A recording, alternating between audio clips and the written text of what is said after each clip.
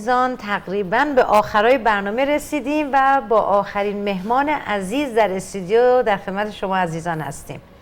بله، آقای مسیب زاده عزیز، هنرمندی که با ما قبلا برنامه داشتن، هم صدای خوشی دارن و هم ساز سنتور فوق‌العاده میزنن. شب یلداتون مبارک. ممنونم آقای زرین‌مهر، خانم زرین‌مهر. شب یلدا شما مبارک باشه. طبق معمول به ما فرصت دادین که این امکان داشته باشیم با همه هموطنامون یک جای احوال پرسی بکنیم و از همینجا شب یلدا رو به همه ایرانیان عزیز به خصوص در سرزمین مادری تبریک میگم. امیدوارم بخت همه ایرانی ها به بلندی شب یلدا باشه، به خصوص جوانای سرزمینمون. بله آقا چند تا نکته. یک، ما فراموش کردیم اصلا مسابقه بگیم. خب جایزه هم گرفته بودیم از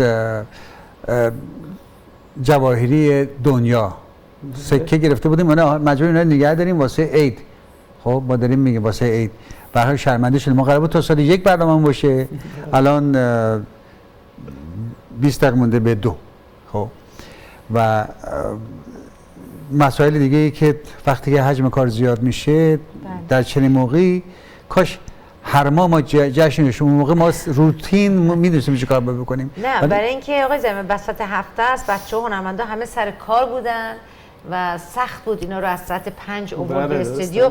یه دفعه حجم اکثرا با هم رسیدن اینجا روی این حساب یه مقدار. آره عید بهتر میشه چون 3 ماه بعده، ولی شب یلدای بعدی 9 ماه بعده. خب خودت حالا من به عنوان یک مخاطب ممنون از اینکه اومدین و ممنون از اینکه تا این موقع شب اینجا منتظر بودین. خواهش میکنم. حالا من به عنوان یک مخاطب کاملا از نزدیک متوجه اوضاع هستم. از اونجایی که شما میخواین همه تیپ مخاطب ها رو راضی نگه داریم و بهترین در واقع و خاطر انگیزترین شب رو برای بیننده هاتون برمقام بیاریم، به هر حال کار سختیه و اینجور مسائل هم پیش میاد، طبیعیه. ولی این بلاهای قشنگ میدیدین مال این اینتروها، برنامه‌ها، تیکه ها. بله ما جا داره که اینجا از 2 تا از بهترین دوستامون و آشنایی که به اصطلاح با این برنامه دیگه به اوج رسیده کارشون، آقای مهندس امید محبوب و همچنین آقای مهندس فرزاد غفوری که این بلاهای زیبا رو درست کردن. اینا کارگردانای این برنامه هستن. دستشون درد نکنه. از خسته نباشن واقعا. زور واقعا بودن قبل از اینکه برنامه ها شروع بشه. اینا قبلا روزهای قبل آماده میکردن همه اینا رو، برای سخت کار کردن. ما ازشون همینجا سپاسگزاری میکنیم. انشالله که تو کارشون موفق باشن و همکاریشون با ما روز به روز بیشتر و بهتر هم باشه. بله. خب آقای مسیب زاده شما برامون چی دارین الان؟ صدای قشنگ و گرمی هم دارین؟ این موقع شب اصلا صداتون در میاد یا نه؟ شب طولانی دیگه، شب طولانی باید تا صبح باید بیدار بود. بله سعی خودم میکنم ان شاءالله بتونیم که برنامه خوبی اجرا بکنیم. به هر حال همونجوری که خانم زرین‌مهر هم فرمودن وسط هفته است، ما هممون سر کار بودیم. بعد به قول دوستان ما یه منبرم قبل از اینجا رفته بودیم، ولی به هر حال سعی خودمون رو میکنیم. من در واقع برنامه اصلی میذارم برای عید که با گروه بیایم. من همیشه سعی میکنم حالا اینجا که میگم کارهای تازی و از کارهای خودمون اجرا کنیم. این دفعه کاری ذره آرانژمان و تنظیم و اینا در ان شاءالله با گروه عید قسمت شد خدمتتون میرسیم. امروز سعی میکنم حالا چیزایی که تو ذهنم یه ذره ساده‌تر و از اختش راحت‌تر بگیم تو این موقع از روز در خدمتتون. بله فرصتی هم نشد که کتابی که شما نوشتید که بسیار کتاب مرجع و معتبری هم هست و فوق‌العاده است، اسمش رو لطفاً بگید. والا این کتاب اسمش از احیای سنت ها با رویکرد نو که در واقع بیشتر میپردازه به تاریخچه مرکز حفظ اشاعه موسیقی ایران. ابعاد جامعه شناختی داره، فرهنگی داره، موسیقیایی داره. 1 سال پیش تقریبا چاپ شده، کمتر از 1 سال پیش. ولی خب ما پرزنتیشن های مختلف گذاشتیم، اوپنینگ گذاشتیم، با دانشگاه مختلف ارتباط برقرار کردیم. شکر خدا خوب بوده. من اون موقعی که عمر برای میذاشتم گفتم وای خدا اصلا یعنی خیلی چندی بار تصمیم گرفتم که دیگه وسط کار رو ول کنم. الان خوشحالم که هیچ موقع این کارو نکردم. تمومش کردین برای یک کار بسیار با ارزشی که حالا سر فرصت میارم کتاب نشون میدم. خب الان چه چیزی برای ما داری؟ والا من همین الان پیش پای شما داشتم در واقع قبل از اینجا فکر میکردم چیزای مختلفی تو ذهنم بود ولی الان زیاد نمیخوام مصدق اوقات بشم. یه قطعه از استاد علیزاده است، شعرش اگه اشتباه نکنم از سایه است، اون اجرا میکنم براتون، با یه رنگم تمومش میکنم ان شاءالله که دمشون گرم. ما سر پا گوشیم. خیلی ممنون. مطابق میل بیننده ما لذت میبریم، حتما همینطور خواهد بود. پس تا شما آماده بشیم ما بریم اتاق فرمان ببینیم که چی داره برای ما. خواهش.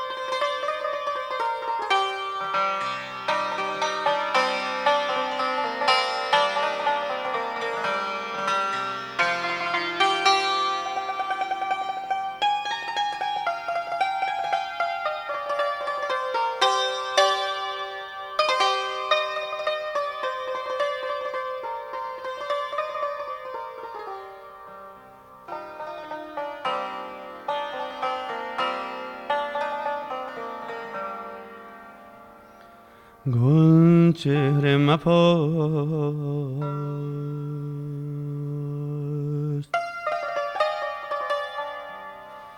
آن نغمه سرام از تو چرا جدا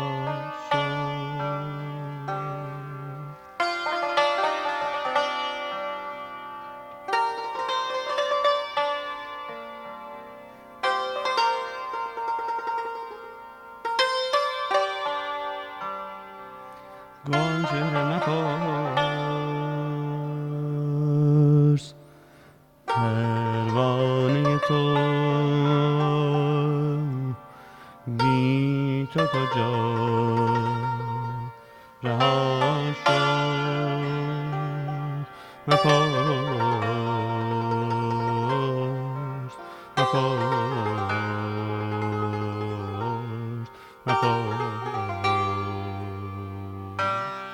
مرن جان دلت را خدا را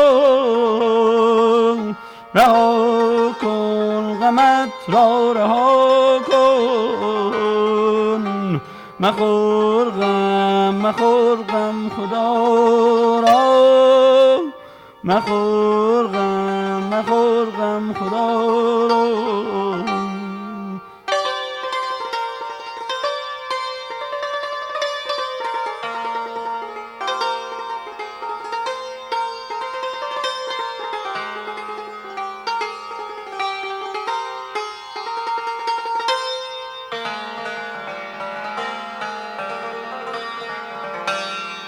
گل چهره مپرس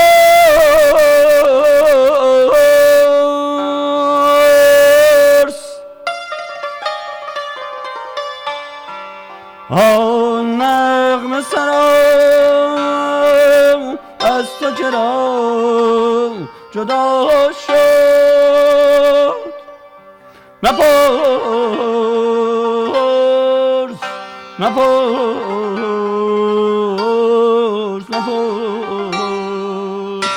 مرن جان دلت را خدا را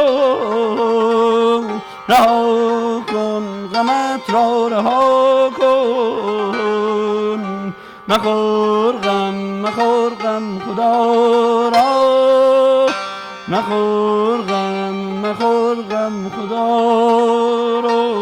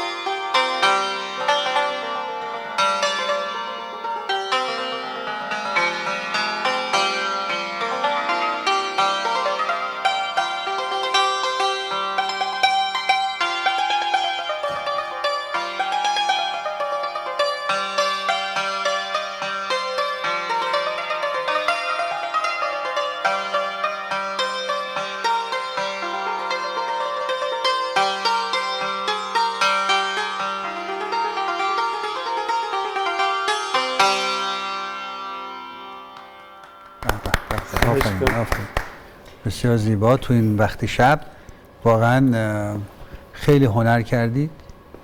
آفرین به شما. این کتاب شما رو من پیدا کردم آوردم، بله. احیای سنت ها با رویکرد نو. بله آقای مسیب زاده اینا نوشتن، خیلی زحمت کشیدن. یک به اصطلاح کتاب مرجع است. کتاب مرجع است که تاریخچه مرکز حفظ و اشاعه موسیقی ایرانی. بله، دست شما در نکنه، این خیلی خواهش می‌کنم. بله، خبر کوچیکی هم در این مورد الان فرمودید مرجع یادم افتاد. اینجا تورنتو کتابخونه‌ای داره به نام رفرنس لایبرری که در واقع اون کتابخونه مرجع است که کتابایی گذاشته میشن برای دسترسی محققا.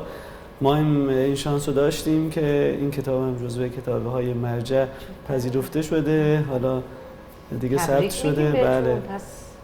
قدم خیلی بزرگی برداشتین از دفعه قبلی که شما دیدیم. بله.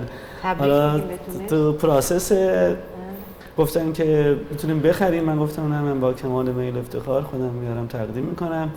کتابخونه نورتورک سنتر هم که قبلا قراراشو گذاشته بودیم. حالا به هر حال بله، این اساتید موسیقی، کسانی که در موسیقی دارن تحقیق میکنن، این به دردشون میخوره. خب اساتید موسیقی توشون هستش و برای محققین خوبه. چقدر طول کشید؟ والا این که در واقع به نوعی تز فوق لیسانس من بود، من رشتم پژوهش هنر بود. یک سالی که خود تز وقت داشت، حالا من جلوتر از ازم شروع کردم چون در جریان کار بودم، از قبلم نیتم برای کار پژوهشی بود. حدود 11 سال پیش من خلاصه از این کتاب تو فصلنامه ناهور در واقع مقاله‌اش رو نوشتم و اونجا هم در واقع گفتیم که ان شاءالله کتاب چاپ خواهد شد. بعد از اونم 2-3 سال هم روش دوباره کار کردم، تکمیل که شد. کتابخونه‌های خصوصی، یعنی کتاب در واقع ناشرای خصوصی بعدشون نمی‌اومد چاپ کنم، ولی خب من دوست داشتم که ماهور چاپش کنه یا ناشرهای برجسته زمینه موسیقی. خب به ریاست جمهوری آقای احمدی نژاد مسئله نشری ذره پیچیده شد، کتاب در واقع کاغذ اینا گرون شد، ذره رفت در حاله از ابهام. من ولی در کتابخونه خودم نگرش داشتم تا همین چند سال پیش. حوزه هنری که در واقع برجسته ترین ناشر حوزه هنره و موسیقی به هر حال پذیرفتن که چاپ کنم و این توفیق نصیب ما شد که این کتاب 2500 جلد از طریق این ناشر چاپ و توزیع شده. فوق‌العاده است. این کار سالها تحقیق و زحمت و پژوهشه. دست شما در نکنه. یک کار شایسته‌ای در واسه فرهنگ موسیقی ایرانی انجام دادید. خیلی امیدوارم که همینطور باشه که شما می‌فرمایید. از حسن توجه شما خیلی ممنونم. 100% همینطوره. خب برای ما آهنگ دیگه هم دارین برامون قبل از اینکه برنامه بعدی آره، چون بعدش ما باید بریم قسمت میریم اتاق فرمان و بعدش خداحافظی. منتها اگر شما ممنون از اینکه بازم تشکر می‌کنم. اگر صحبتی داریم بفرمایید، در صورت بریم که نه دیگه من وقت برنامه رو بیش از اون نگیرم. منم تشکر می‌کنم از شما و عشق می‌ورزیم به فرهنگ سرزمینمون. امیدواریم که همه هر کجا که هستن خوش باشن و از برنامه شما هم لذت ببرن. ما که همیشه لذت می‌بریم. زنده باشید. ان شاءالله که در یک در واقع اشل بزرگتری برنامه شما پخش بشه، تعداد آدمای بیشتری بتونن ببینن. براتون آرزوی موفقیت داریم. قربان شما. من اگه اجازه بدین یک از این فرصت استفاده می‌کنم، بالاخره به ریشمون هم یک دینی داریم ادا کنیم. یا آهنگ یک ملودی خیلی شیرین آذری اون رو براتون. حتما. 100%. ساق باسم.